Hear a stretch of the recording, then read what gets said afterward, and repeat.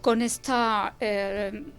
proceso de micropigmentación cerramos todo el proceso de reconstrucción de la mama, lo que significa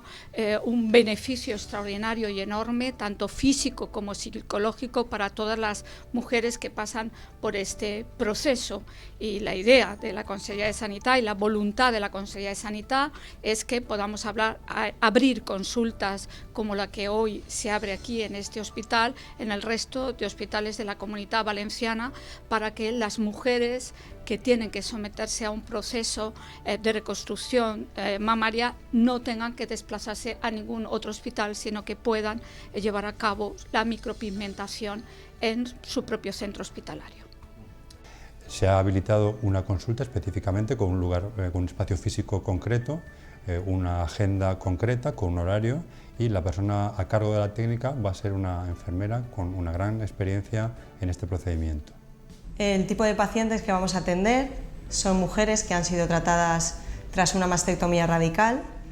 que se someten a un proceso de reconstrucción mamaria total y bueno, pues es una forma de finalizar esa reconstrucción. El hecho de que esta iniciativa sea acogida por un hospital público, de forma que a las mujeres mastectomizadas se nos quite ese estigma, esa cicatriz que aunque llevamos físicamente en el pecho, también la llevamos a la cabeza, y se nos reconstruya un poquito más, me parece una idea fantástica